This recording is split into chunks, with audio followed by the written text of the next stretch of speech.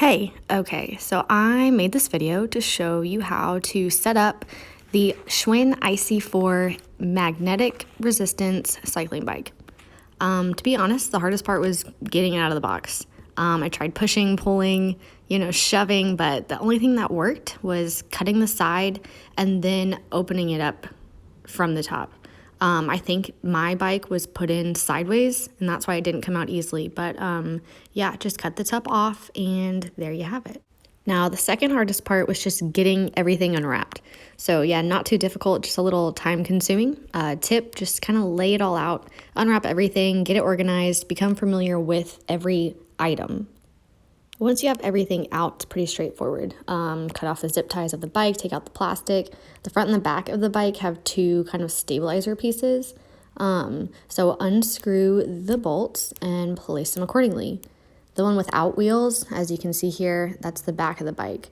Now for your tool, you're gonna use that left-hand side Allen wrench. I think that's what it's called. Yeah, and just tighten it in, make sure it is super solid. There are two washers on the bolts.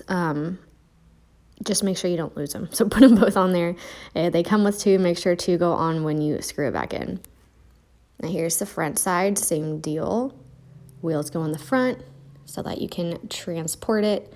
Later when it's all on, you can push onto the handlebars, tilt it down, and that's how you'll move your bike with the wheels up front right here. But I just did the same thing. Unscrewed, screwed it back, tightened it up with that same tool, the thicker of the L-shaped ones. Next up are the pedals. So they're actually labeled right and left. As you can see, this side both have the L sticker. You have to tighten it with your fingers first, and you're going to be screwing toward the front of the bike. So on the left side, you're screwing left, and on the right side, you're screwing right. But as you can see, that silver tool, that's what you use to then tighten it after you've tightened with your hands first, because you don't want to strip anything by going straight to that tool. So yeah, use your fingers first, tighten it as much as you can, then little silver tool. There are 3 sizes on it, only one fits, so that's the one you'll use. Now for the right side, same thing, screw toward the front of the bike. Now we're on the right side, this time we're actually screwing toward the right.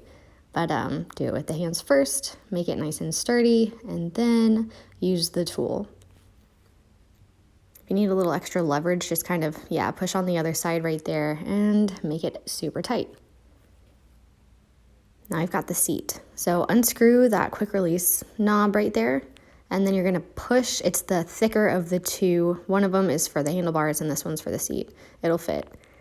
I did notice it was kind of tight. It was really hard to put in there. It might need to be oiled somehow, but it did not come with any, so I do not have to share that with you. But now we've got your tools here. You're gonna use the black circle along with one of those twisty ties there. Once you get that in place, that is how you're going to move the seat forward and back.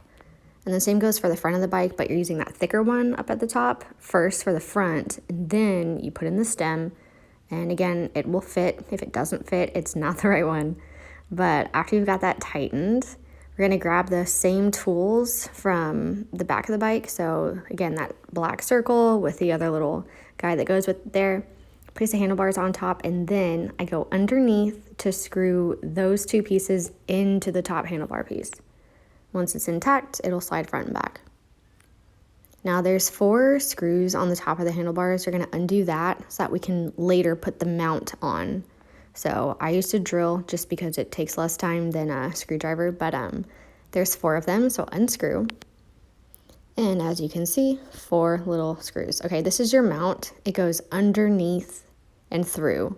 So if you have a little tiny plate, that silver black plate that goes on top, that should be facing upwards because your monitor is going to go on that. So use the same screws, screw it back in, nice and sturdy. Again, I use a drill, but you can use a screwdriver. Now I am adding the water bottle holders. I will say they were kind of awkward. I don't even know if my water bottle will fit in there. You have to have a small one. But it comes with another tool to screw these in. It's the smaller of those L-shaped ones. The screws are already on the side. You unscrew, screw it back. And here's a better view. Yeah, that littler tool right there.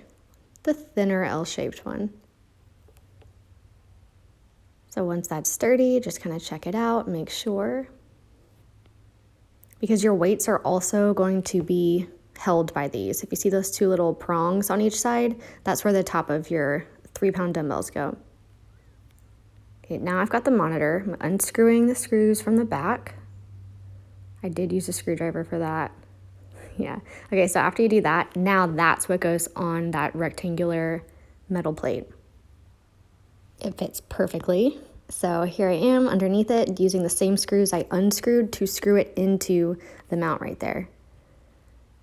Yeah, now this is for your device, whether it's a phone or a tablet or whatever.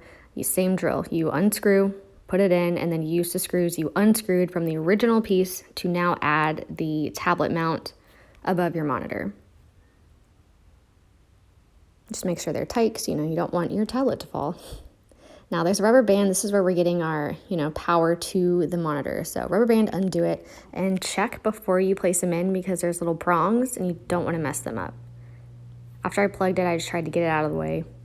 Yeah, so now that you have that, look, you can move it easily. It's all assembled for the most part. Beautiful. But you've got a power adapter, so I will show you that. Here it is. I'm going to undo it. It goes into the left side of the bike up toward the front. Plug it in. And now the monitor has power. Check it out. Also, there's a little plastic piece.